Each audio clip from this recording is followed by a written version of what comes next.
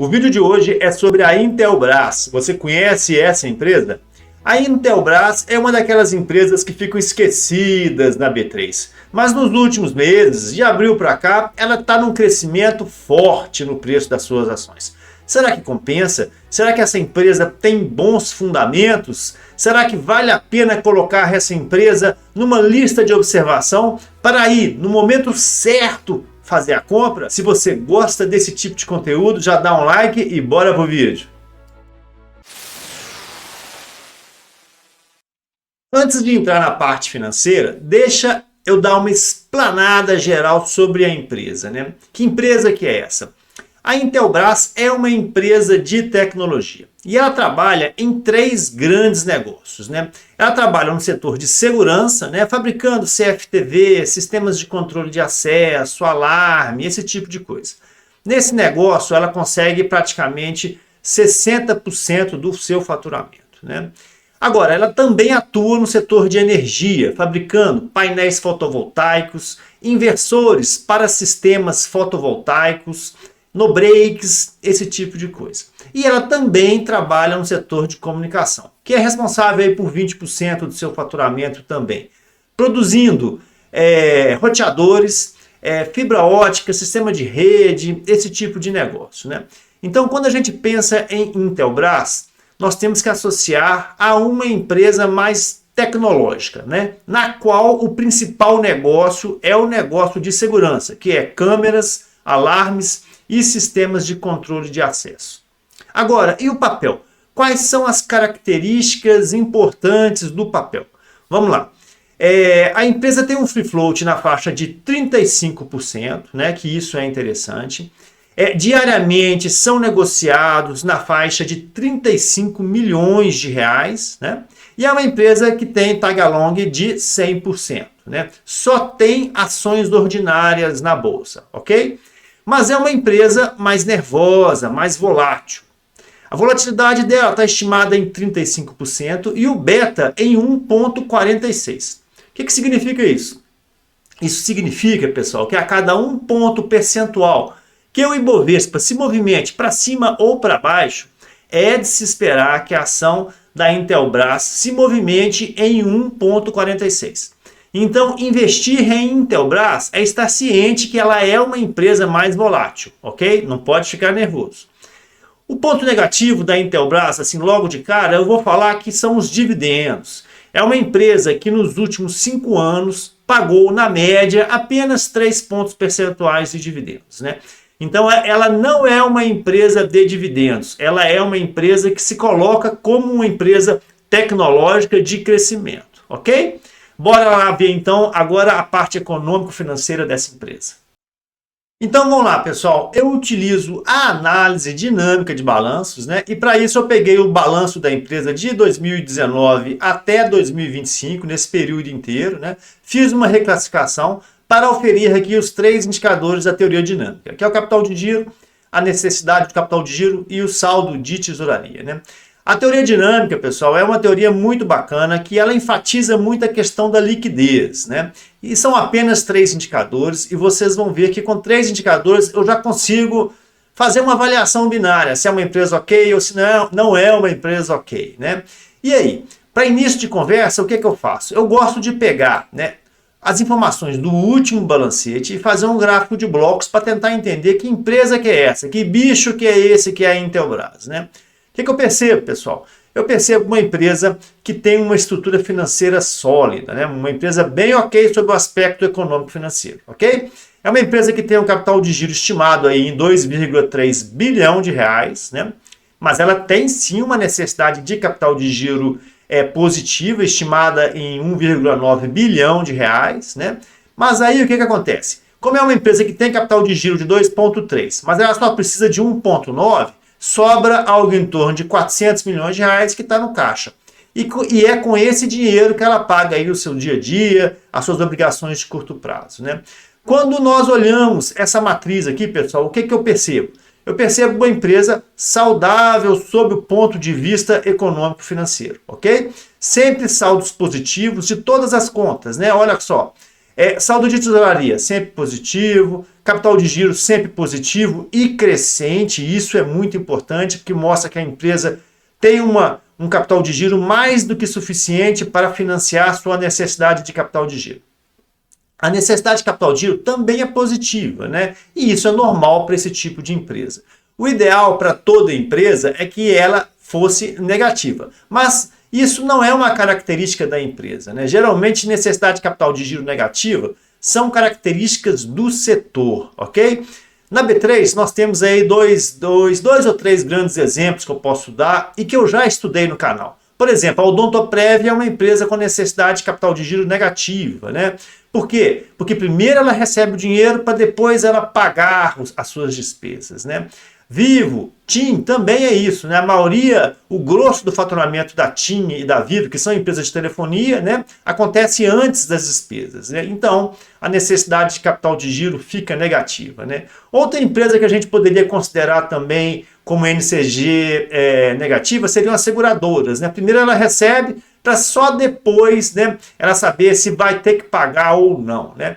Voltando aqui ao caso da Intelbras, né? Uma empresa que tem uma estrutura ok, né? Bem interessante, bem resolvida, mas eu gosto de avaliar essas informações através do gráfico, porque o gráfico mostra a tendência dos indicadores. E a teoria dinâmica, ela preza muito a tendência, ok? Bora para o gráfico. Esse é o gráfico, e quando eu olho esse gráfico, o que eu percebo? Vamos lá. Em primeiro lugar, pessoal, a linha azul é o capital de giro próprio, ok? A linha vermelha é a necessidade do capital de giro e a linha amarela é o saldo de tesouraria, tá? E aí, o que eu percebo? Eu percebo uma empresa que tem um comportamento de crescimento do capital de giro de forma constante, né? E isso é muito bom. Mais à frente, nós vamos abrir essa conta para verificar se esse crescimento do capital de giro ele é de forma autônoma ou se ele é obtido através de empréstimos de longo prazo. Mas numa análise primária, é um comportamento bem bacana. O saldo de tesouraria, pessoal, ele chegou ao seu ápice aqui pelos idos de 2022 e depois mergulhou, né?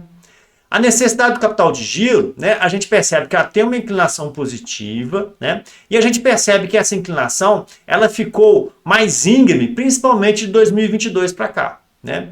E aí o que acontece? Aqui já me dá um pouco de curiosidade, né? Porque a necessidade do capital de giro, ela cruzou o saldo de tesouraria, né? Então isso significa, pessoal, que o dinheiro que estava no saldo de tesouraria, que seria um dinheiro mais ocioso a nível de longo prazo, ele está sendo alocado na necessidade do capital de giro, que é uma necessidade muito relacionada à característica operacional da empresa, né? A necessidade do capital de giro é o seguinte: na medida que você aumenta o faturamento, a necessidade de capital de giro ela cresce, né?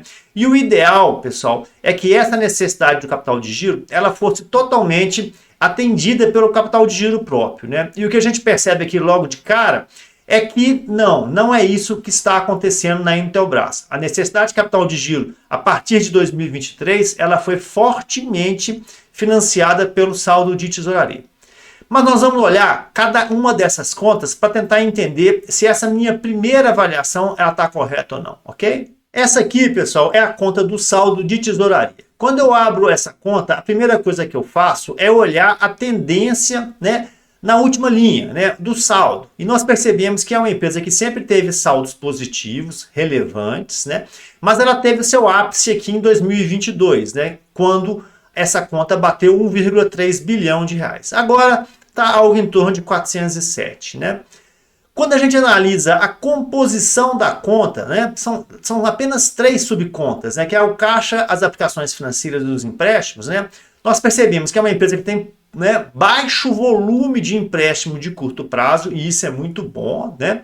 Agora em 2024 está estimada aí em 220 milhões, bateu 240 milhões agora no primeiro trimestre de 2025, né? Fatalmente alguma coisa de longo prazo virou curto prazo, porque virou o ano, né? Mas é uma empresa que tem um caixa muito forte. E esse caixa muito forte principalmente aconteceu em 2022. De 2022 para cá, ela comeu caixa, né? Nós temos que entender por que ela comeu caixa, né? Porque nós estamos falando de algo muito grande, nós estamos falando de algo em torno de 800 milhões de reais, né? Você pegar aqui 1,3 e tirar de 400, vai dar algo em torno de 800 milhões de reais. Mas, pessoal, pelo saldo de tesouraria, a gente não consegue entender por que esse caixa caiu, né? Mas por quê? Saldo de tesouraria são contas erráticas, são contas que não têm gestão ativa, né? Não são contas estratégicas. As contas estratégicas, todas elas estão dentro do capital de giro ou dentro da necessidade do capital de giro, ok? Então, essa redução do caixa aqui, que foi muito relevante de 2022 para cá, né, e que provavelmente deve ter até contribuído aí para que as ações da empresa tenham reduzido seu preço, né?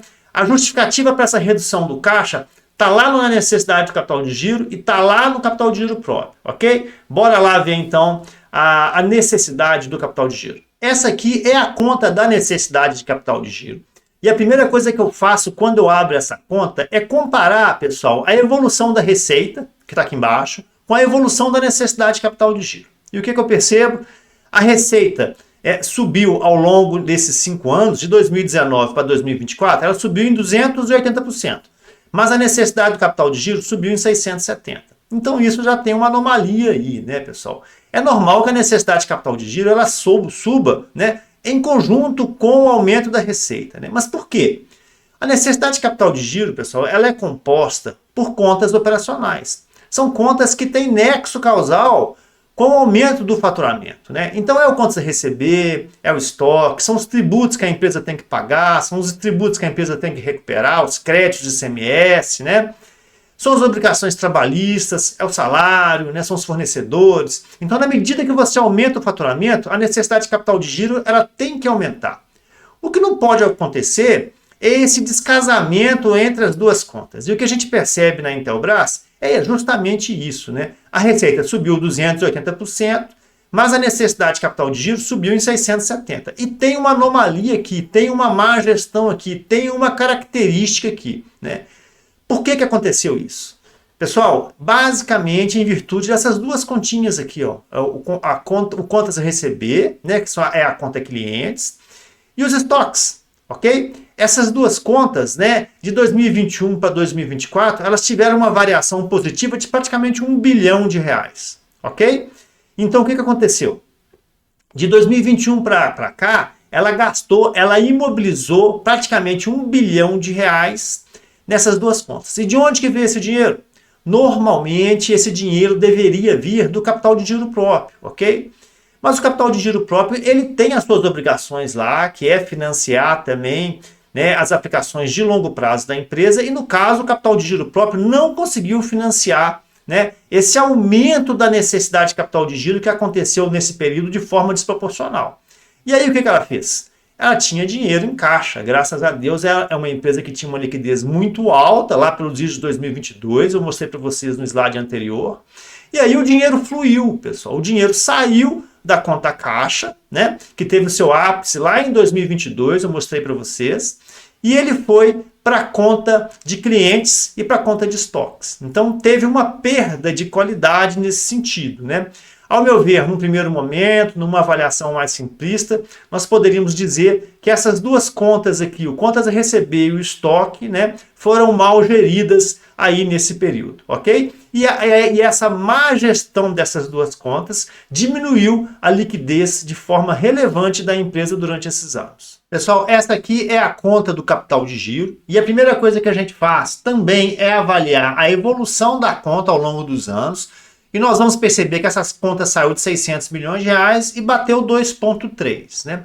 Mas esse crescimento, vamos dizer aqui, vegetativo, ele é consequência da diferença entre o crescimento das contas cíclicas do passivo e o crescimento das contas cíclicas do ativo, ok? Se ele ficou cada vez mais positivo, é porque as contas cíclicas do passivo, que são as fontes de financiamento, elas cresceram mais do que as fontes de aplicação que estão no ativo, né?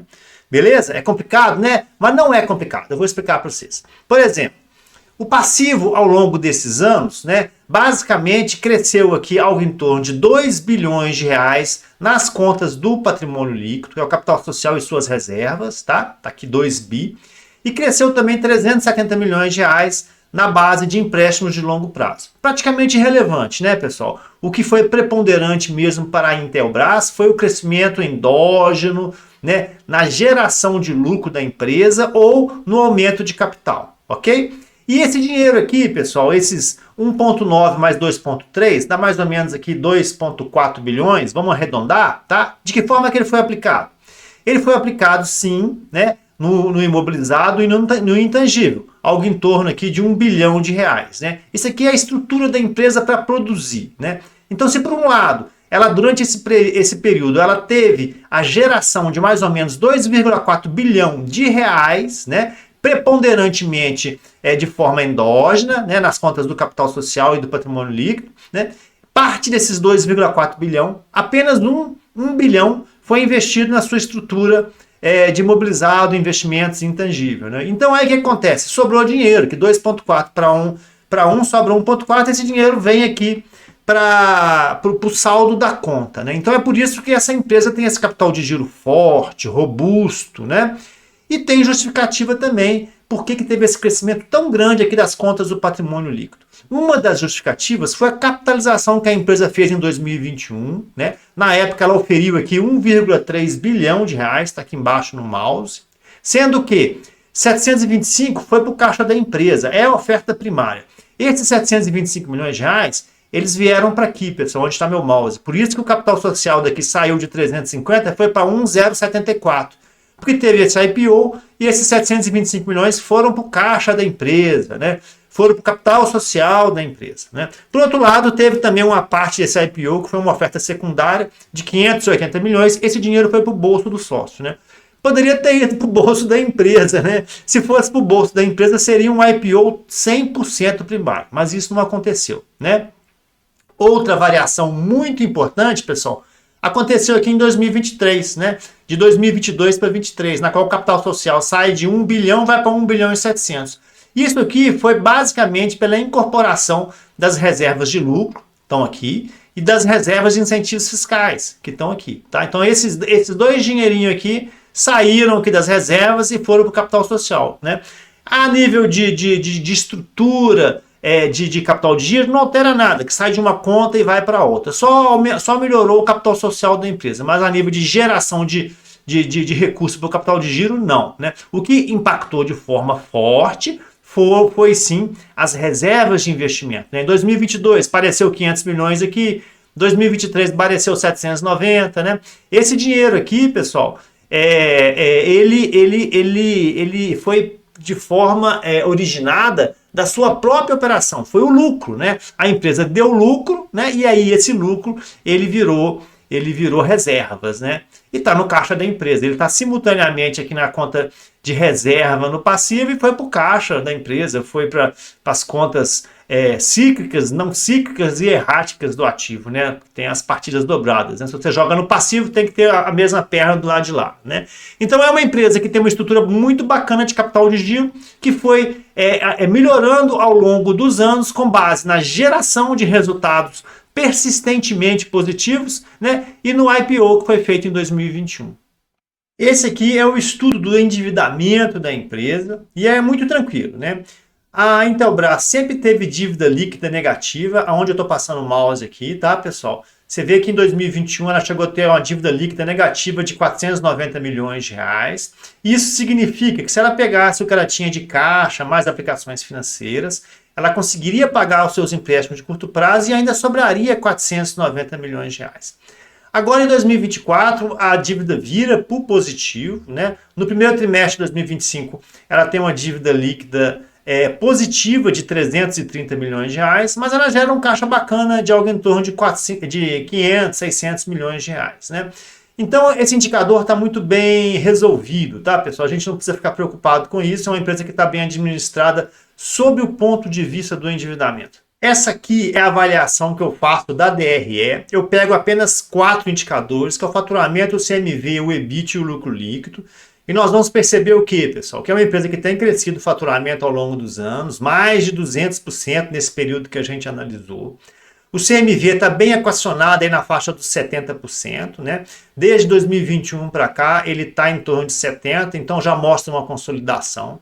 O EBIT na faixa dos 11% ao longo do período analisado pós 2021, né? E o lucro líquido também na faixa dos 11%. Essa diferença aqui ela é praticamente inexistente, porque o que acontece? O resultado financeiro positivo dela praticamente eliminaria aí os impostos, né? Ela também é uma empresa que sempre tem um diferidinho, ela tinha muitos incentivos fiscais anteriormente, esses incentivos foram eliminados, acabaram, né? Por isso que anteriormente ela era uma empresa que tinha um lucro até maior do que atualmente. Se você entrar na internet aí, você vai ver sempre uma preocupação de muitos analistas falando sobre essa questão da perda de competitividade em virtude da perda dos incentivos fiscais, né? Que foram encerrados. Mas, enfim, é uma empresa que mostra que ela tem resultados consistentes. Ela tem um EBIT baixo, mas ela tem um lucro líquido que praticamente anda junto com o EBIT, né? E o ponto interessante dela é que a operação é 100% administrada pelos controladores, né? Então você não tem muita diferença, você não tem diferença, aliás, nenhuma entre o lucro líquido total e o lucro líquido do controlador, né? Existem muitas empresas que trabalham em consórcio com outras, né? Isso é muito comum de acontecer em empresas do segmento de energia. Eu fiz um estudo sobre a WIS, que está no canal aqui também, que é muito interessante, mostra isso, né? Na qual ela tem atividades em conjunto. E aí você tem um descolamento entre o lucro líquido total e o lucro líquido do controlador. Mas no caso da Intelbras, é uma empresa bem adequada sobre esse aspecto, tá? É uma empresa sensal, é uma empresa que não vai te dar muita emoção sob o ponto de vista dos resultados, não. É mais constantezinho. Teve alguns probleminhas aí em 2025, em virtude da migração do sistema antigo que eles tinham para o SAP, e é por isso que esse lucro do primeiro trimestre despencou, né?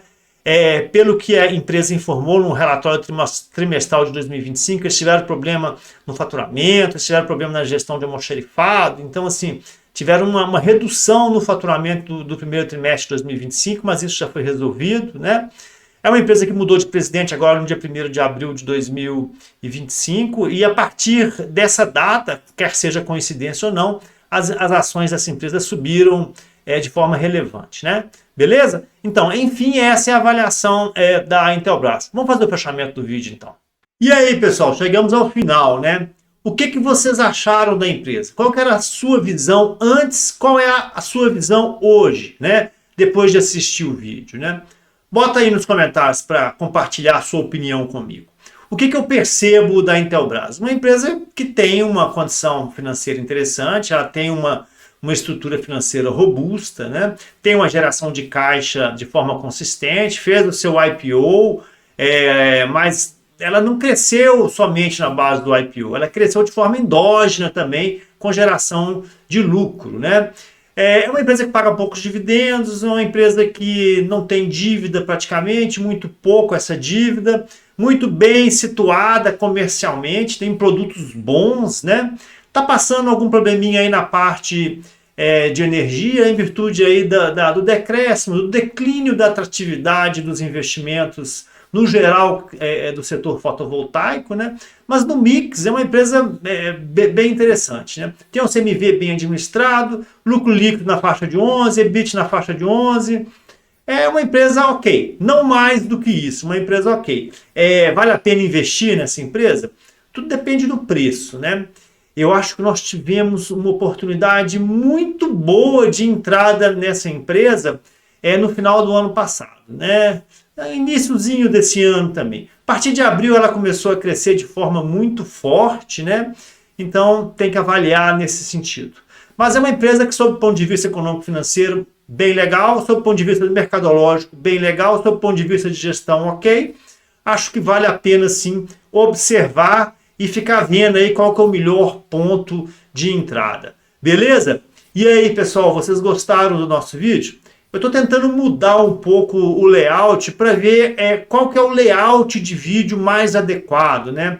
Um layout mais curto, com menos animações, mas mais objetivo. Vamos ver aí o que vai acontecer com os vídeos do canal. Se tu gostou do vídeo, da minha apresentação, já dá um like aí. Se não gostou, não fica com raiva de mim. Na próxima vai ficar melhor, ok? Muito obrigado, bons investimentos. Fiquem com Deus.